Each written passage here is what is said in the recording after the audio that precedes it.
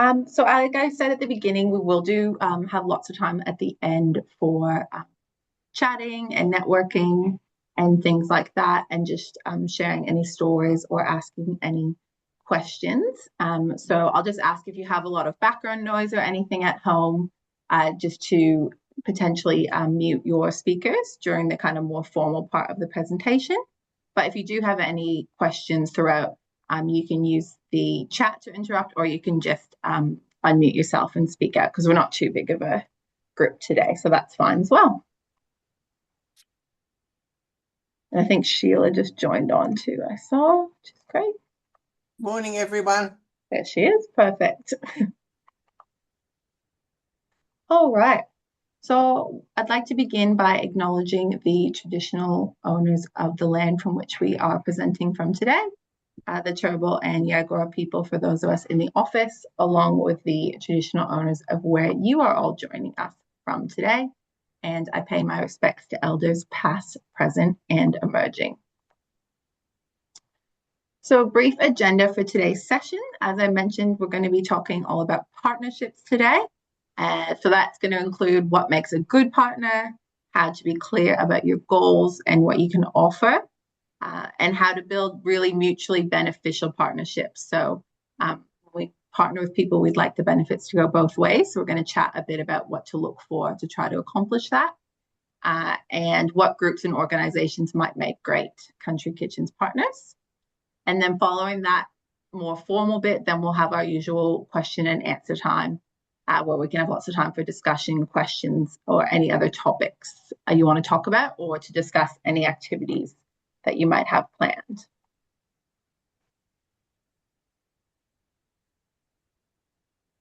All right, so starting off around, I guess, what makes a good partner. So, what are we looking for in other organizations that work well to partner with the Country Kitchens program? So one of the most rewarding parts of being a Country Kitchens facilitator is the opportunity, I think, to work alongside other people and organizations in your community.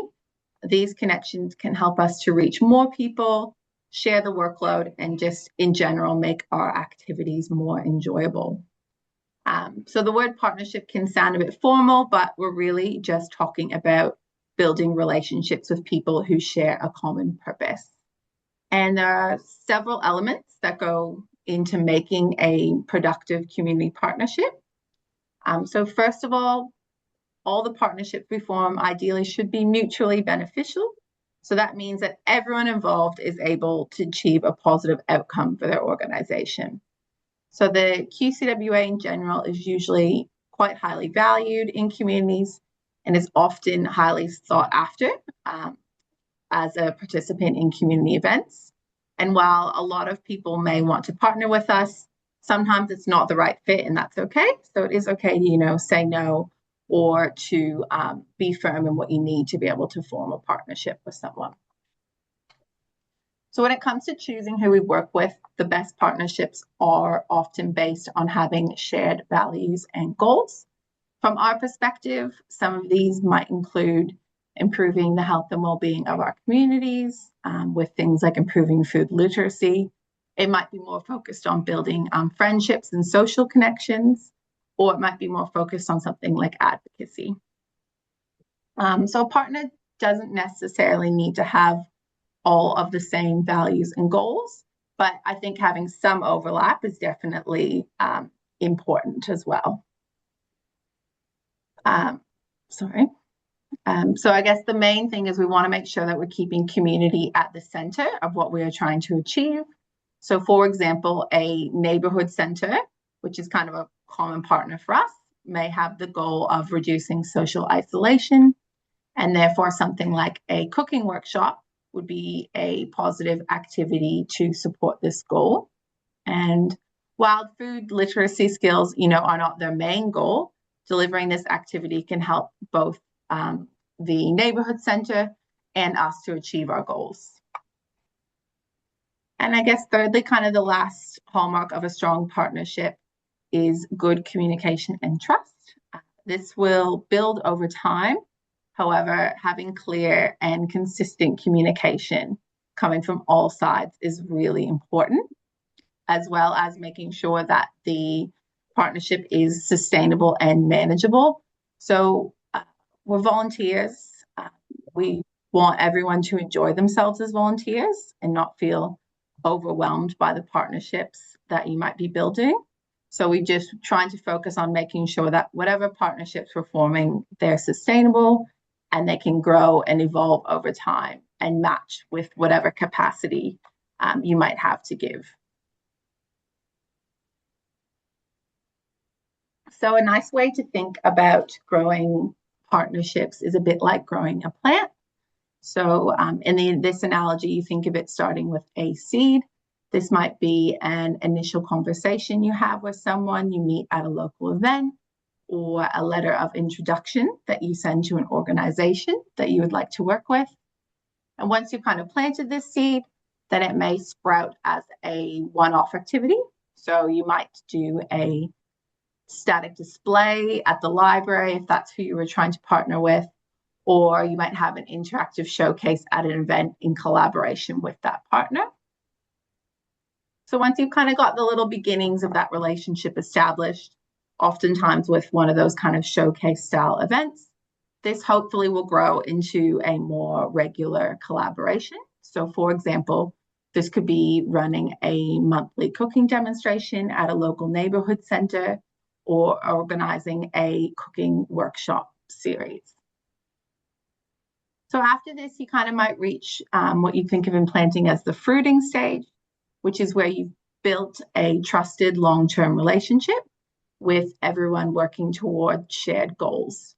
This is often the stage where Country Kitchens kind of becomes more embedded into the organization and just a part of their practices and schedules. So all partnerships will look a little different depending on the nature of what you're trying to achieve. They may not progress very far. They may be really slow to establish, or they may be quite quick to establish. However, all partnerships are still valuable and a learning experience for building future relationships, even if they don't progress to the stage that you would have liked them to. So in saying that, we can't plant a seed and then expect it to become a productive plant without any effort. So today we are going to go through a few different considerations for how we can grow these partnerships. So before I guess we think about who to partner with, it's really helpful to define what your goals are. And that might be as a branch, as a group of facilitators, individually, and that will make it much easier to decide which opportunities are a good fit and which ones might not be. So each of you obviously will have your own interests and capacity when it comes to Country Kitchens and the types of activities you want to deliver. You might be in a branch where you are the only facilitator, so that's going to, limit your capacity. Or you might be in a branch where you have several facilitators who are able to assist and can all do activities together. Either circumstance, I guess the first question that you want to ask is, what do you want to achieve? This could be maybe wanting to share your passion for cooking or health, or increasing people's confidence to cook at home. Or it might revolve around something like reducing social isolation or increasing your branch engagement in the community, and just increasing your branch visibility in general. So after you kind of establish, okay, well, this is what I want or what we want as a branch or organization, you might ask the question of, who do we want to reach? So who are the people in your community that you would most like to have a positive impact on? So it can be anyone. It could be your fellow branch members, could be veterans, over 65s, children's, parents, carers, those in economic hardship, people living with disability.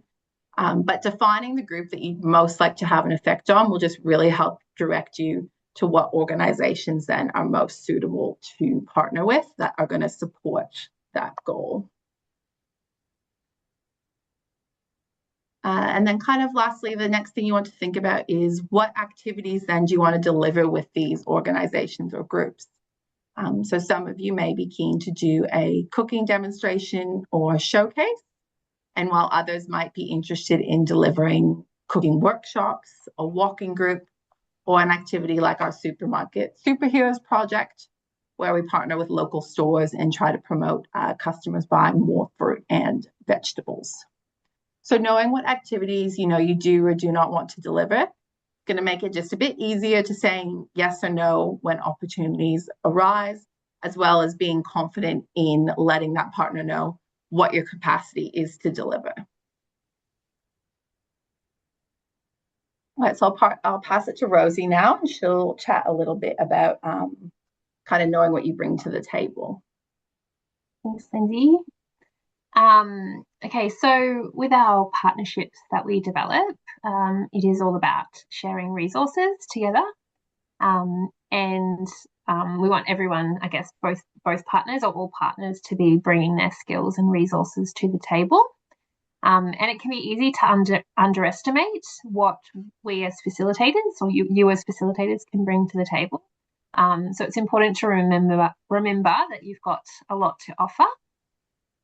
So being able to deliver a health promotion and the kind of interactive activities that are part of country kitchens, being able to deliver them at such a low cost is just so valuable to community organisations, because often they won't have access to those kind of activities from their local communities or from local health services.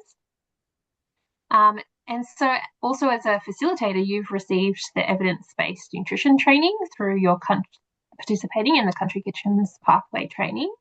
But you're also bringing your own individual knowledge, your expertise, your passion, whether it's your practical cooking skills and tips you have, or ideas for saving money when you go shopping at the supermarket, or it could just be the professional skills that you might have as well, whether that's administration or teaching or whatever it may be. Your time as a volunteer is incredibly valuable. So through your volunteering, you're providing something that many organisations just simply wouldn't have resources to offer if they didn't have you volunteering your time. And along with these skills, Country Kitchens activities obviously come with all of our high quality resources, recipes and kitchen equipment, which again, a lot of programs don't have that resourcing behind them. So that can be super valuable. As a QCWA branch, it's also likely that you've got some really fantastic connections within your community. And so you can look to those connections and see how you can utilise them when you're forming partnerships. Another resource that can be a great support, and is a great thing that you can bring to a partnership, is the support from your Country Kitchens buddy. So we can help you plan and manage your activities, as well as tailor and adjust activities to suit the group you're wanting to work with.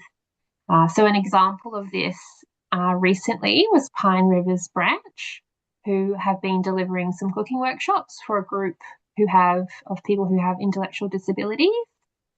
So for this group, Alex, who's their Country Kitchen buddy, was able to provide some adapted flipbook pages that went through recipe steps and food safety in a way that was more suited to the group's learning needs. So that's just one example, but there's lots of ways that we, as your Country Kitchens buddy, can support you to tailor activities. Next slide, please, Lindsay.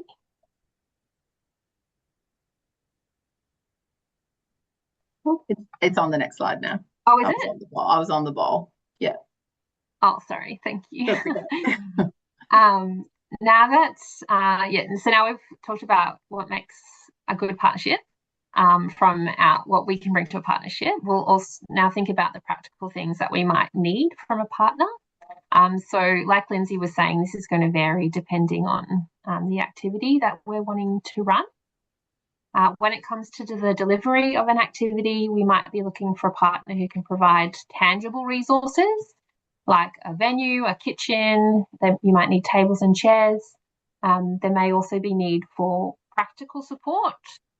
So that organisation might be able to take on some of the administration load by taking the registrations for an event, doing any advertising and promotion of an event, or they might even be able to actually assist on the day to deliver the activity, whether that's just setting up the tables and chairs in the room or actually helping in the workshop as well as a volunteer.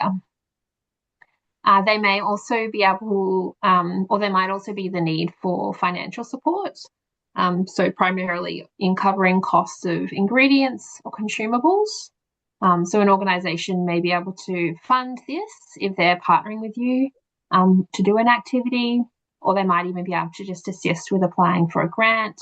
They might be able to take payments for participants, or they might want to make a donation to the branch for their contribution that's being made. It'll be somewhere And finally, next to where I sit. sorry, is that a question? Someone might just not have themselves on mute, that's okay. And finally, finding a partner who can assist with connecting you to the people you want to reach is really invaluable. So if a partner has established relationships with people in the community, it can be much easier to engage participants in an activity, which will allow your activity to have a greater impact. And a partner might also just have great local knowledge and other existing networks that they can use for promoting your activity or just spreading the message and increasing your reach. The next slide. All right, so when it comes to finding partners, many of you will have people or organisations that already come to mind that you've got an established relationship with already in your community. So, for example, you might be a former teacher with a connection to your local school. You may have a friend who works at a local disability service. Many partnerships will just start from something very simple, whether it's a conversation at an event or having a cup of coffee with a friend, an introduction from a friend, or someone hearing about country kitchens and wanting to know more. So it can be very organic and, as people kind of hear about the activities that are happening. So as we talked about earlier with the plant analogy, strong partnerships don't happen overnight and can take a while to grow. If you're looking to make some more connections in your community, a great way to do that is to attend local events because it's just a great opportunity to meet people, whether it's visiting an expo, a community market, or a community show, or a school fete. You can get an opportunity to meet people in person and have conversations about country kitchens. When you're in the phase of establishing a relationship with a new partner, it's really important to just have open and honest communication. Good communication is particularly important, I think, in the planning phase of any activities. Can really help you to be clear about expectations, what needs to be done in preparation for an event. And it's also important to raise any concerns early, to be, I guess, sharing feedback openly and celebrating success together as well. So in practice, that might look like making sure we're responding to emails and messages, we're being a reliable partner and appreciating each other's contributions, and that happening vice versa with the partner we're working with. You want to watch? Part of this communication is clearly defining the roles and responsibilities of everyone involved. So as an example, for a cooking workshop, that could be working out who books the venue, who will be promoting the event, who purchases the ingredients, and who manages registrations. So being clear about tasks can just reduce any duplication and help activities to run smoothly. So when we're looking for a country kitchens partner, a really good rule of thumb is to go where the people are. So as I was saying, just finding those organisations that have established connections with the people that you would like to reach. So as an example, if you're wanting to work with children, you might get in touch with your local school or kindergarten. If you want to connect more with the general community, a neighbourhood centre or a men's shed are really great potential partners. Local councils may run events or have grants that you could fund. that could fund any kind of community activities. And there's no one type of partner, and it can look different in every community. So some more specific examples of community partners that some of our facilitators have connected with. So Anglicare is an example, Star Community Services, which some of our facilitators in the Border Division have been connecting with recently. Step Up, Step Down, the mental health service in Mackay that our facilitators have started working with. The Gladstone Airport, where they were running a project. They had some country kitchens recipes made at the cafe at the airport and being sold, as well as signage on their digital displays around the airport with country kitchens messages. Also farmers markets, libraries, churches, community gardens, and youth organisations have all been different kind of groups that facilitators have partnered with. And I'm sure you've got lots of examples of that yourself as well. So to share a bit of a case study, I guess, as an example of partnership, we thought we'd share this one example from Mackay branch, who partnered with the Mackay farmers markets over this last year. So two facilitators, Janice and Marjorie, have been holding a showcase at the Wednesday farmers markets on the school holidays.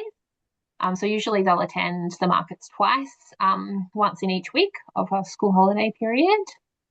And this partnership initially started because Marjorie had previously been involved with the market and so had that established connection already with them. The markets were really keen to have Country Kitchen stall and were able to secure some funding from the Mackay Regional Council to support them to do that. So the funding covered the cost of a market tent and tables, which are now stored at the QCWA Hall. And they also reimburse the cost of ingredients that are purchased to make taste testers at each market. So initially the ladies started off with a demonstration showcase with a set time during the markets that people could come along to see a cooking demo. And the council helped out by providing guidance around food safety. So they helped them with setting up the stall they have to have the 3 walls, the hand washing facilities, and just some other things to make it compliant with their food safety standards. And that worked well for a few markets, but it did require a lot of work because there's a lot of setup required. They had to transport all the cooking equipment into the market. They required powerful cooking, and it also relied on the market goers to come to the stall at a specific time to attend the cooking demo. On one occasion, there was also really windy weather, which made it difficult to keep the tent secure. I think there were a few husbands holding the tent down. So because of those extra challenges, the ladies just decided to change their approach. So instead of doing a demonstration showcase, they decided to do an interactive showcase where they have 2 taste testers available at each market. They'll prepare them in advance. So this has been, this has made organising the market much more streamlined and enjoyable for Marjorie and Janice. It's reduced their workload while still having that really positive presence at the markets where they can connect with the local community, promote Country Kitchen's recipes, as well as the 5 key messages. Another fun part of being involved in the market was wanting to highlight local produce, which is something that Marjorie is particularly passionate about. And she already has connections with local farmers in the region, coming from a farming background herself, and tries to choose Country Kitchen's recipes that will have the seasonal produce that's available locally. So where possible, they'll purchase produce from farmers locally, but that sometimes is a bit difficult because they can't always get receipts to be reimbursed for that. So I think this partnership is just, a really great example of how a partnership can be flexible. It doesn't have to always be the same, and how everyone involved can contribute and share resources to make, a partnership really thrive. I'll pass on now back to Lindsay, who's going to share another example. Thank you. So I just thought I'd do a short example of one that's in Southern Region, just one of the really long-standing ones that we have. And I might get Wendy to say a couple of words because she's online and it's her partnership. I'm just going to warn her now. But I'll say a couple of things first. So the kind of the second example is a long-standing one between Darling Downs and Division and St. Vincent de Paul. Maybe been like 4 or 5 years now. It's been a while. Get Wendy to clarify the timeline. But so our division convener, Wendy, formed a partnership with St. Vincent de Paul. I believe the way it happened was St. Vincent's had reached out with a need to support recently arrived migrants and refugees, particularly mothers with healthy lunchbox and cooking on a budget ideas. So after some discussions, St. Vincent's agreed to pay, I think they pay about $15 per participant. I'll clarify that with Wendy. But this was enough to cover basically the cost of the food, plus have some additional money left over for branch and division funding. So in terms of what each organization is providing, so the group does tend to have quite low English skills. So the workshops usually will have the support of a translator for the group. Sometimes we don't, but for the most part we have in the past. And then on our end, the QCWA kind of provides additional volunteers to support the workshop, so that we have one per cooking station, which is probably a little more than we commonly have at some with some other groups who might be a bit more low needs. And then from kind of the team end, from my end, then I help is in altering the education to suit, any language barriers. I will also alter the recipes to suit the group, as sometimes we'll have a lot of dietaries or religious preferences for food. So just we'll have halal or different things like that. So I'll work with Wendy and the other facilitators to make sure that what we're cooking is suitable for the group.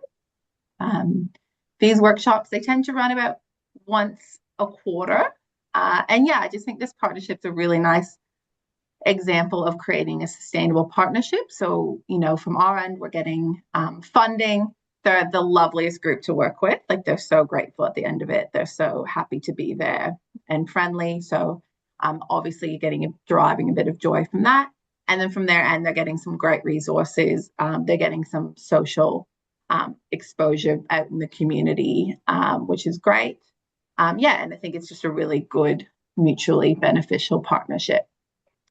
I'll see if Wendy wants to add anything because she's here. You don't have to, but as she's here, I'll just see. Is there anything you want to add, Wendy? You might just have to unmute if you just. There we go. I've got you now.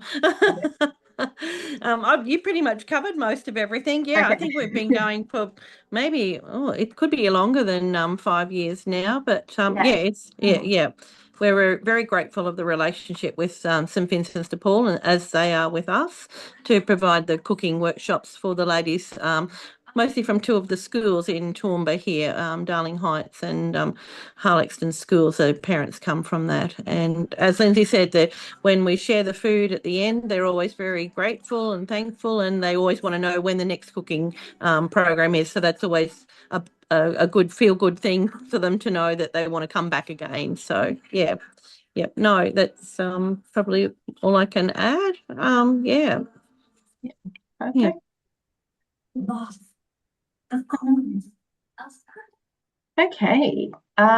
So that's kind of the formal end of our presentation. So I guess now is the time we're going to just open up the floor if anyone would like to share their experiences with building partnerships in the community. It can be like what has worked really well for you. You can also share what didn't work. Sometimes that's just as helpful as hearing what did work.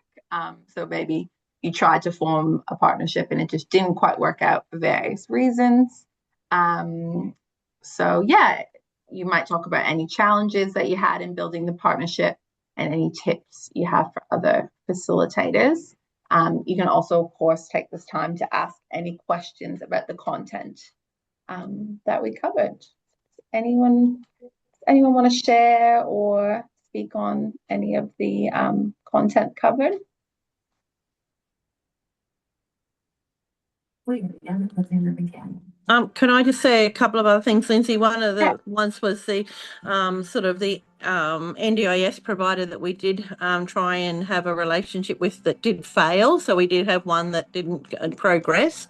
I guess what we learned from that is to find out all your information before you actually engage with them and make sure, be clear who's paying for what and how the participants are actually getting to the venue, and how that's all going to work probably previously beforehand. So in your planning, make sure you've got that sort of down pat. The other one was you talked about a letter of introduction. Do we have that available to us, a letter of introduction for a new group? Yeah, there's definitely one directly for schools. Now I Yeah, need to remember if we have a more general run. Rosie and yeah. Megan. Yeah. Yes, I believe we do have a more general one, and I guess it's just that it's then kind of tailored based on who you are reaching out to. So we can certainly provide that to you if you're interested, and it's really able to be adjusted based on, I guess, what you're putting forward as your potential offering or what you're perhaps wanting to partner on. But yes, we can certainly provide that. We've got that available. Okay, great. Thanks, Meg. Because just in the local Okie community, I'd like to reach out to the RSL group and the Men's Shed, two of them that are on my list to contact. Yeah, so Yeah, yeah, lovely. As I say, I think we, from memory, we have provided some Yeah. letters for similar organisations yeah, past. So yeah. yeah, we can I thought you may have it, so better than, don't invent the wheel if you've of already got course, it. yeah. And Thank I you. can, if Yeah, you tell me who it's for, I can customize it a bit. The school yeah, one's yeah. just a bit more general, but then we can Yes. customize. Yep. Yeah, yeah. Yeah, no, just that one. And the follow-up, Lindsay from Farm Fest with the girl from Toowoomba East with the tuck shop. That would be great if we can follow up with a letter for her. Oh, yeah, Yeah, yeah. yeah, yeah. That's all. Thank you very much. No worries. Does anyone else want to share anything? Joe? Great. I was maybe gonna make you if you didn't put your hand up because you've got a few. I think you're just on mute. Yeah, perfect. There we go. I think really helpful presentation. Thank you very much. I've taken some notes and had some other thoughts during the presentation. I think it really starts with visibility of your branch in the community. And that seems to be a good pathway to get to know people if you don't already, and for the community to have a bit more appreciation for the scope for country kitchens. So we've kind of started really by being visible and handing out taste testers and things like that. And then some of our partnerships have really evolved from both that and from personal relationships that we have with people. Being a small country town, it's quite easy to get to know people and so on.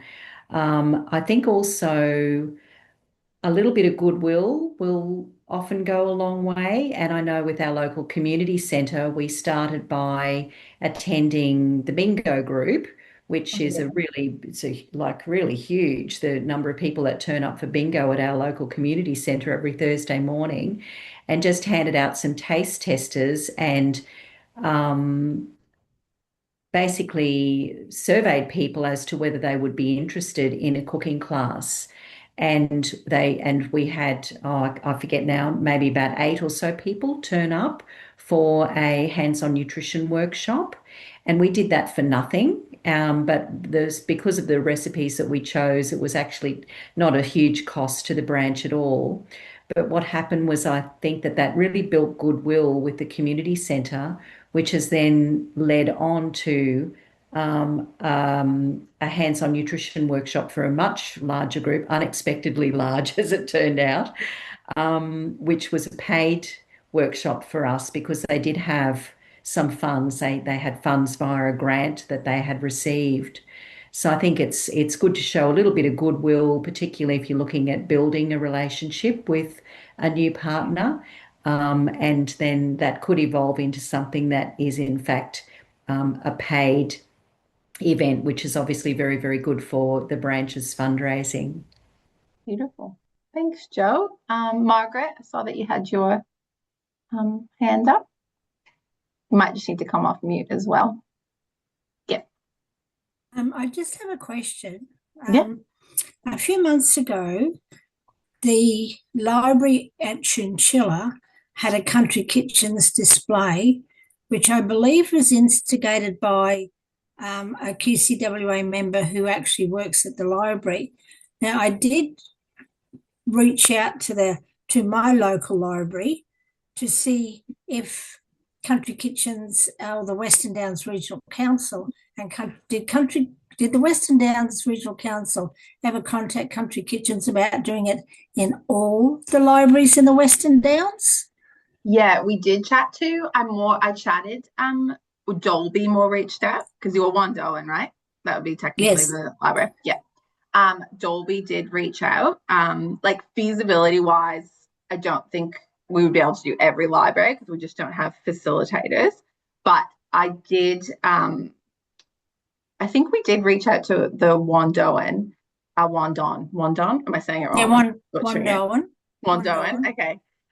Library, and yeah, they were interested, and it was one of those ones that they were going to look at their calendar, and then we were going to sort something out. But I do have that on kind of my list to try to do incorporate that in with potentially a workshop in Glenmorgan and doing a couple of those libraries like on a little circuit kind of thing, because there's a workshop potentially we want to do in Glenmorgan, and I know that Chinchilla Library is interested again as well, but they just needed one of us to come support with the facilitators, so we're just trying to tie that into kind of a with workshops and other things as well. Yeah, I think it's the libraries, they seem, as much as it's all under the council, it seems like specific libraries reached out more than the council as a whole, if that makes sense. Okay. But we can try to kind of reignite that and look at trying to do something specifically at yours, the Wando. Yeah. I was pushing the council to I was pushing for the council to actually put their hand in their pocket and have one at every library in Western Downs. Yeah, we just wouldn't have I don't think we'd have the facilitators, Margaret. We don't have unless someone wanted to do all of them, like do one at every library. But that's something we can definitely have a phone call and map it out. And put it out we've got. So yeah, just check because so just off the top of my head, the only one that I think that you could have a problem with would be Tara, but I'm pretty sure every other library has got a QCWA branch and facilitator. I could be wrong. I would have to check my stats. Yeah, Tara, I think is the only one that could. Yeah, and maybe Dolby, but we could maybe get someone to drive into. But Dolby. then see, Dolby has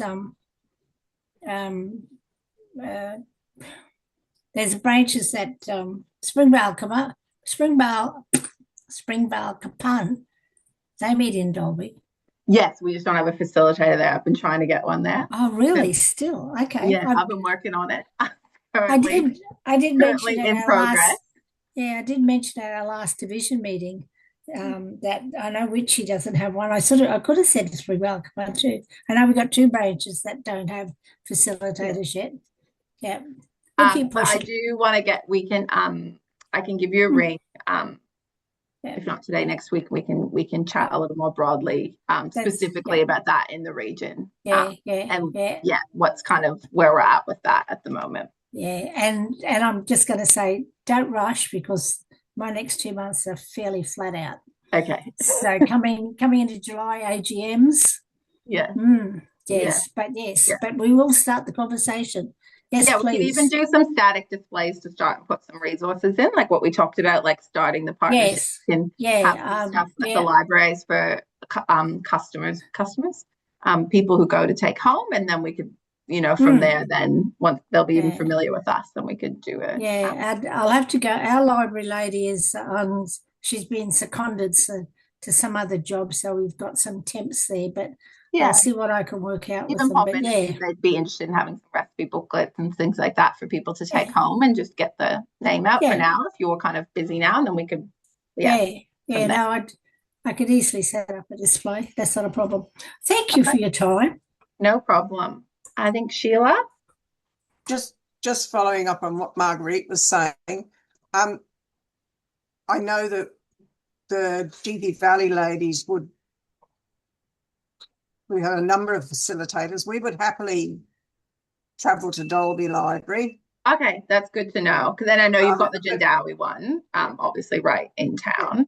And the other thing too is I think I know that Springvale Capun did at the Dolby show, they had a Yes. table set up with country kitchens as well as the stock that CWA has Yeah, on that was Glenys too. there, and she was lovely. I'm just trying to convince someone to come to one training so that I can count them in my um, facilitator facilitator list. So if you have any tips on that, I will take them.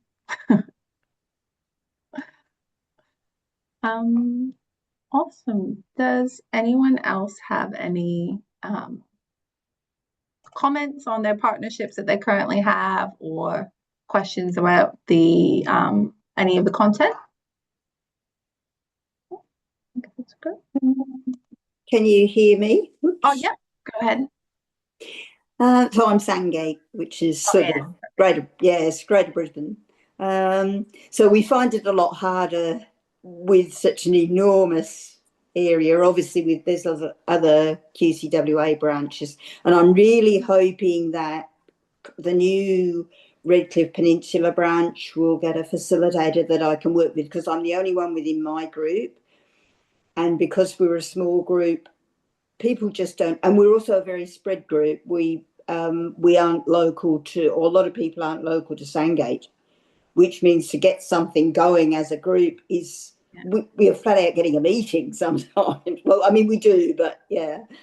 So it can be quite difficult. So it'd be really nice if Peninsula can come on board, because I can probably work with them. Yeah. But I have a mini partnership, if you like, with a local convenience store. Yeah, I think who do fruit and veg, and one of our ladies kindly made them some bunting. They were allowed at one stage to have a little market stall outside the shop, but yeah. the council has stood on it, Oh, which was a bit of a shame. I would love that. I miss it's very like obviously I'm Canadian, but in Toronto, like bodegas and stuff are a bit more popular. So like that's kind of like your convenience store, but then they have like the fruit and veg is a little more than Yes, that's right. It's store. more Yeah, you just don't get that as much. milk and lollies sort of thing. So, Yeah, exactly. And she's been have that as much here. really hard to push the fruit and veg locally for the older community. Yeah. Which was why we tried this. But again, it's trying to keep the momentum up. And unfortunately, with four of our members, and including myself, we've had some sort of lifestyle issues, which have, and you only got to have one person, like myself at the moment. I've got a husband who's had major surgery and a 100-year-old in my life, and time just goes. You don't get time to go, oh, and we've got a major fashion parade coming up. So yes. But that little partnership works quite well. I go up there with recipes and we have a chat, and I try and keep them moving along, if you like. But I think that it's more difficult in a big urban community than it is in a smaller community. I think that's where the conversations, we started one, for example, with because it was Samoa last year. We had a group come and do a dance and everything for our International Day, started the conversation, but it fell in a heap because somebody further up their support line for their little organisation, who was supporting some, I think it was partly sort of they were feeding people who were really disadvantaged, but their funding fell apart. Yeah. So then our trail didn't happen. And I think within big communities, those sorts of, when you lose a thread, you've lost it, and there's no onward connection. It's quite hard to make a connection where you don't have other connections, if you like, I suppose. Yeah, so that's our difficulty, is perhaps just to keep small. We always do, there's 2 local festivals in Sandgate, and we always have country kitchens display and hand out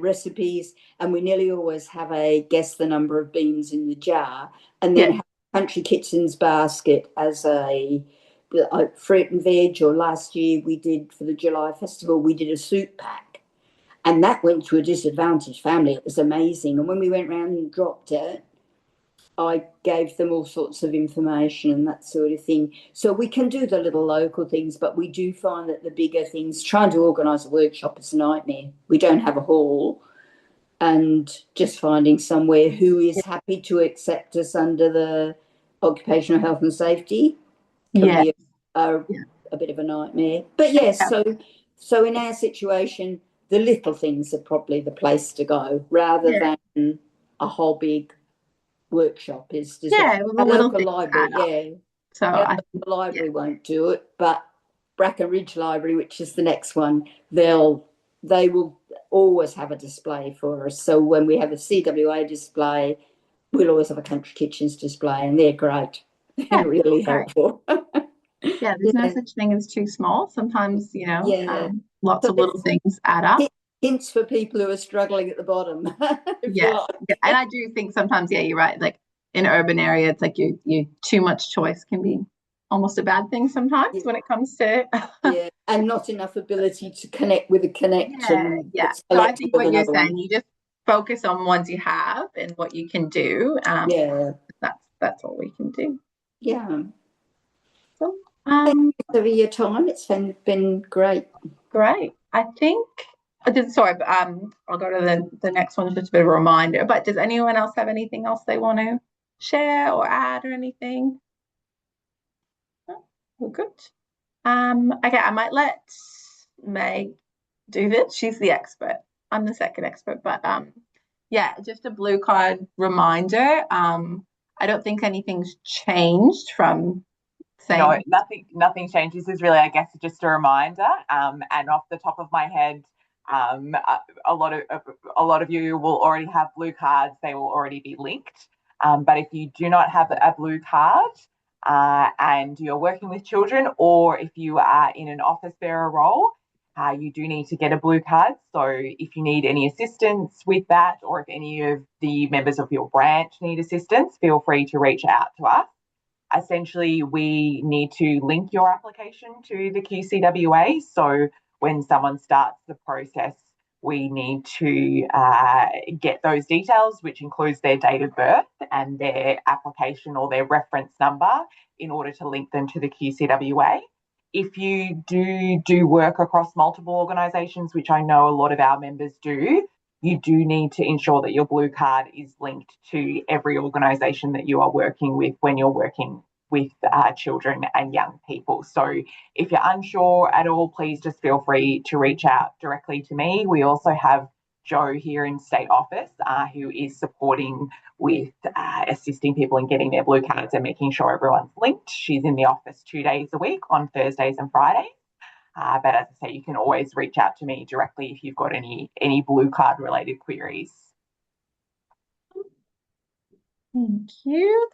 You have just prompted me, Meg, to say about under 8's week, perhaps reaching out. Some of the people could reach out to their local schools. That's something else that Oakey Branch have done, is under 8's week. That works really well with the kids, doing a simple fruit kebabs activity, but just getting out in your local communities that way. Yeah, the school's always grateful for something to add to the day. They're always looking for things to add to those kind of days as well. I wonder what happened. So that's kind of, this is the last little bit. So I know we had a bit of a discussion before, but this is where it doesn't have to be partnership related. Just if anyone has any questions or wants to talk about any activities that they've done this quarter, and I will send those letter of introductions, Wendy and Margaret. I've got that written down. So I'll get that sorted. And in Margaret and yours, I'll touch base a bit more about the library stuff specifically. Does anyone else have any other, just anything they want to share? Any questions in general? Doesn't have to be partnerships. I'll just say thank you, ladies. I very much enjoyed that. Oh, good. Thank you. It's great to have you on. Yeah, the Country Kitchens presentations are always very good, informative, well presented, well put together, good presenters, lovely ladies. Thank you. I have to quote you for my reporting. Your Majesty, That was good. look like you could use a friend. Thanks, Margaret. Does anyone have anything? Anyone else want to praise or any other thing they want to say? Yes, I'd like to just second what Marguerite has just said and say how much I value the am I? No, not now. You're muted. Okay, I was unmuted before, I think. Just like how I'd like to say how much I value the support from the Country Kitchens team, particularly you, Lindsay, as our Country Kitchens buddy out here in Boona. Anything that we need is provided so promptly, and sometimes my requests are quite large, like, hello, Lindsay, could I have 200 pumpkin cookbooks, please, for the Winter Harvest Festival next Saturday? So quite big asks, and I really appreciated also the disability-friendly resources that were provided. I forget when it was, whether it was late last year or early this year, through our disability group, where everything is based on pictures, and it was really easy for people who have lower levels of literacy to be able to follow the instructions on the recipe. So really appreciate how those resources have been tweaked to fit different groups who have particular needs. So thank you, Lindsay, and thank you, Meg, also, and Rosie, for today's presentation. Oh, no problem. Thank you, guys. Look, we get it is our job, so we do get paid. So you guys are the more important people volunteering, but always nice to have positive feedback. All right. If anyone has any other questions, feel free to stay on and ask them. Otherwise, if something sparks in your brain following this, you can give myself or whoever your Country Kitchens buddy is a ring to discuss further. Oh, sorry, Wendy. Thank you, ladies. Thank you all. Thank you very much, ladies. Thank you. Thank you very much. Do we know who's replacing you, Lindsay, yet? Oh, yeah. Can I say myself today? we do. There hasn't been a formal announcement, but I guess I can make an announcement. Thanks, Meg. Particular call. I'm not quitting. I'm just having another baby. Well done, you. Yeah. So Lindsay will be off on leave in a couple of weeks. It's to come around very quickly. But I am very pleased to let you know that we actually have Katie Lee, who previously worked within the Country Kitchens team, rejoining to be Lindsay's parental leave backfill. So it'll be great to have her on board. I know she'll be familiar to some of you in the southern divisions. I know a lot of Lindsay's divisions are in southern region. So yes, so she will be starting with us in the week of the 6th of July. So there'll be a little bit of a handover with Lindsay, but given her experience with the organisation and the team, I'm quite confident that she'll be able to slot back in. They obviously will be different divisions for her, but I'm sure she will be able to, sort of just slot back in very nicely. So we're excited to have her on board, and obviously wishing Lindsay all the best when she goes off on leave. This will, be her last facilitator meeting for a little while, but we'll look forward to hearing how everything goes with baby number 3. Last one. Having her back at the end of her leave. So beautiful. Thank you very much. There'll be a more formal announcement that comes out, Wendy, around that. Okay. But yes. Yeah, thank you. Katie's super lovely, so she'll be. Thank you. Thank you. Thank you, Lindsay. No Thanks very much. Enjoy your third baby. Yes. I know. I'm excited for the snuggles. And yes, have a good weekend, everyone. Yes. Well, thank you, everyone. Thank you, everyone. Okay. Bye. Thank you. Thank you very much. Bye. Bye. Bye. Bye.